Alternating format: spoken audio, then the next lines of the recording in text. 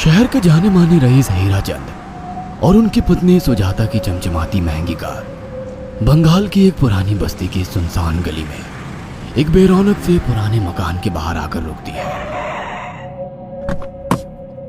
सुजाता, ये तुम मुझे किस जगह लेकर आई हो?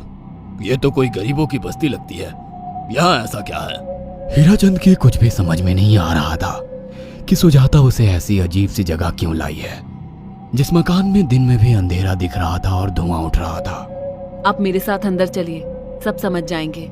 यहाँ हमारी हर समस्या का समाधान मिलेगा। सुजाता और हीराचंद आशंकित कदमों से उस मकान में दाखिल होते हैं। तभी उन्हें किसी महिला की बाहरी आवाज सुनाई पड़ती है। चले आओ, चले आओ। हीराचंद ने देखा कि उस मकान के अंदर अंधेरा था। अचानक हीराचंद की निगाह एक कमरे की ओर पड़ी, जिसके अंदर हल्की हल्की सी रोशनी आ रही थी और उस कमरे के अंदर से धुआं उठ रहा था। शायद उस कमरे के अंदर आग जल रही थी। है? ये किसकी आवाज है? यहाँ इतना अंधेरा क्यों है और ये धुआं कैसे उठ रहा है? मेरा तो यहाँ दम घुट रहा है। सुजाता और हीराचंद धीरे धीरे कदमों से उस कमरे के अंदर चले गए। अंदर वाले कमरे में बिखरे बाल वाली एक खूबसूरत सी बूढ़ी औरत सामने जल रही आग में एक मुर्गी की गर्दन काटकर उसका खून गिरा रही थी और मुर्गी का शरीर छटपटा रहा था। ये देखकर सुजाता को उबकाई आने लगी। हीराचंद ने सुजाता की ओर देखकर कहा, तुम ही मुझे यहाँ लेकर आई हो और खुद ही घबरा रही हो। कौन है ये भयानक सी शक्ल वाली औरत और हम यहाँ क्यों आए हैं? अचानक उस औरत ने एक झटके में मुर्गे की गर्दन धड़ से अलग कर दी। ये देखकर सुजाता के मुंह से चीख निकल गई और सेठ हीराचंद भी सहम गया। वो बहुत डरावना नजारा था। ये अघोरा ताई हैं। ये हमें अपनी काली तंत्र विद्या से संतान सुख प्रदान कर सकती हैं, इसलिए मैं आपको यहाँ लेकर आई हूँ। कैसी बात करती हो? जहाँ बड़े से बड़े डॉक्टर सफल नहीं हुए, वहाँ ये मामूली औरत क्या कर लेगी? हीराचंद की बात सुनकर अघोरी ताई ने गुस्से से हीराचंद की ओर देखकर कहा, नादान हीराचंद, काली विद्या में इतनी शक्ति है कि मरे को भी जिंदा कर दे। संतान पैदा कराना कौन सा मुश्किल है? तुम्हें मेरा नाम कैसे पता? क्या तुम सच में हमें संतान सुख दिला सकती हो? तुम जितनी दौलत मांगोगी मिल जाएगी, अगर ये संभव है तो। संतान का नाम सुनते ही हीराचंद की आंखों में चमक आ गई। वह संतान के लिए कुछ भी कर सकता था। तुम लोगों को मुझे एक नवजात शिशु लाकर देना होगा। मैं उस शिशु की बलि चढ़ा दूंगी और फिर वही शिशु तुम्हारे घर में फिर से जन्म लेगा। नवजात शिशु की बलि का नाम सुनते ही सुजाता और हरिचंद डर के मारे सिहर गए, पर उनकी आंखों में उनकी संतान का सपना ज्यादा बड़ा था। वो सब करने को तैयार थे। अघोरा ताई, आप जैसा कहेंगे हम वैसा करेंगे, बस हमें संतान सुख दिला दो। बिना वारिस के हमारी दौलत किस काम की? संतान सुख के लिए अंधे हो चुके सुजाता और हरिचंद अपनी नौकरानी शीला से एक नवजात बच्ची चोरी करवा के अघोरी ताई को दे देते हैं।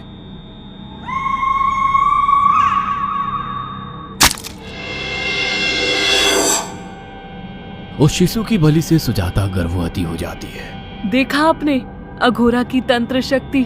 मुझे उस पर पूरा भरोसा था। चलो चलकर उन्हें धन्यवाद कहते हैं। हीराचंद और सुजाता अघोरा ताई के पास पहुंचते हैं। वो दोनों बहुत खुश थे और अघोरा पर उन्हें अंधविश्वास हो गया था। अघोरा ताई, आप महान तंत्रिका है। आपने वो चमत्कार कर दिखाया जो बड़े बड़े डॉक्टर नहीं कर सके। ये काली विद्या है बेटा। अगर तुम दोनों चाहो तो मैं इस विद्या से तुम दोनों को हमेशा के लिए जवान बना सकती हूँ। क्या सच में ऐसा संभव है? हाँ बिल्कुल, पर इसके लिए तुम्हें जवान लड़के और लड़कियों की बलि चढ़ानी होगी। तुम उन्हें यहाँ तक लाओ, बाकी मैं देख लूंगी। जवान रहने की लालच में अंधे सुजाता और हरिचंद एक अनाथ आश्रमों से हर रोज एक लड़की या लड़के को गोद लेने के बहाने अघोरी के पास बलि चढ़ाने ले जाने लगे।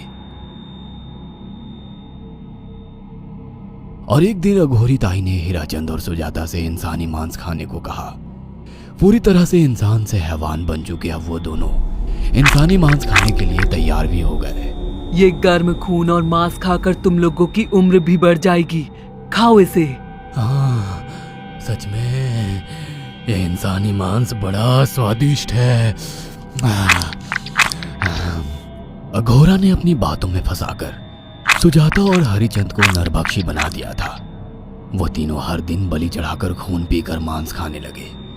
नौकरानी शीला भी नए शिकार लाने में उनकी मदद करती थी, मगर एक दिन शीला को शिकार नहीं मिला। मेम साहब, आज एक भी शिकार हाथ नहीं लगा और मैं बहुत थक गई हूँ और घर जाकर थोड़ा आराम करना चाहती हूँ। कोई बात नहीं शीला, एक छोटा सा काम है, तुम हमारे साथ चलो, लौटते में हम तुम्हें घर छोड़ देंगे। जी मेम साहब। शीला नहीं जानती थी कि शिकार नहीं मिलने से सुजाता और हरिचंद अंदर से बौखला गए थे और उनके दिमाग में एक शैतानी चाल चल रही थी। सुजाता, ये बेहोशी की दवा है। शीला के कार में बैठते ही तुम उसे सुंघा देना। आज हमें इसी की बलि देनी होगी।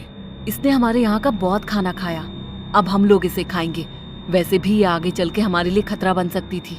कार में बैठते ही सुजाता शीला को बेहोश कर देती है और वो लोग सीधे अघोरी ताई के यहाँ पहुंच जाते हैं, जहाँ अघोरी ताई शीला की बलि चढ़ा देती है और तीनों मिलकर उसे नोच कर खाते हैं। अघोरी ताई, हमको बलि चढ़ाते हुए पूरा 1 साल हो गया है। हमारा बेटा भी साल भर का हो चुका है। अब और कितनी बलि देनी होगी? बस एक आखिरी क्रिया और बची है, उसके बाद तुम दोनों हमेशा के लिए जवान हो जाओगे। कैसी क्रिया अघोरा ताई? 3 दिन बाद सूर्य ग्रहण है, हमें पास के घने जंगल में एक विशेष क्रिया करनी होगी। उसके बाद तुम लोग कभी बूढ़े नहीं होगे। कितना अच्छा होगा, हम हमेशा जवान रहेंगे और सालों साल तक अपनी दौलत से ऐश करेंगे। हाँ, सच कहा। अघोरा ताई ने हमारे हर सपने पूरे कर दिए।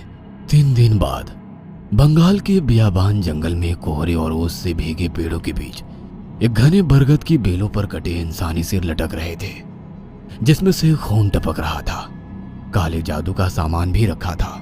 कितनी भयानक जगह है ये, हर तरफ कटे हुए सर लटक रहे हैं। थोड़ी देर में सब समझ जाओगे। बैठ जाओ और मेरे साथ ये मंत्र दोहराओ। ओ, अघोरा, ये किन लोगों की कटी हुई गर्दनें हैं? आप यहाँ क्या करने वाली हो? हीराचंद की बात सुनकर अघोरा जोर जोर से हंसने लगी और उसने एक शैतानी हंसी हंसते हुए हीराचंद की ओर देखकर कहा, तुम जैसे ही लोगों ने अपनी इच्छाओं को पूरा करने के लिए इन लोगों की बलि चढ़वाई है और फायदा उठाया है। अब तुम दोनों आंखें बंद करके यहाँ बैठ जाओ और मेरे साथ मंत्रों को दोहराते जाओ। अघोरा ने सुजाता और हरिचंद को वशीकरण मंत्र और काले जादू के इस्तेमाल से सम्मोहित कर दिया और देखते ही देखते वो एक भयानक डायन में बदल गई और चीखती हुई बोली, अब मैं तुम दोनों की बलि चढ़ाकर अमर हो जाऊंगी, क्योंकि तुम लोगों ने 100 लोगों की बलि का खून पिया है।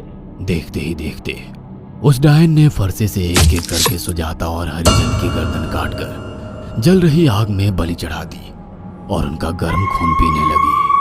जब तक तुम जैसे मूर्ख और लालची लोग अपने फायदे के लिए दूसरों को मेरे पास लाते रहेंगे, मैं उनका फायदा उठाकर ऐसे ही उनकी बलि चढ़ाती रहूंगी। दरअसल अघोरा एक डायन थी और अपना स्वार्थ पूरा करने के लिए उसने हीराचंद और सुजाता की लालच का फायदा उठाकर उनकी भी बलि चढ़ा दी। बुरे काम का बुरा ही नतीजा मिलता है। अगर आपको हमारी ये कहानी पसंद आई हो तो इसे लाइक और शेयर करना ना भूलें। साथ ही ऐसी और नई कहानियों के अपडेट्स पाने के लिए हमारे चैनल अक्षु टीवी को जरूर सब्सक्राइब करें।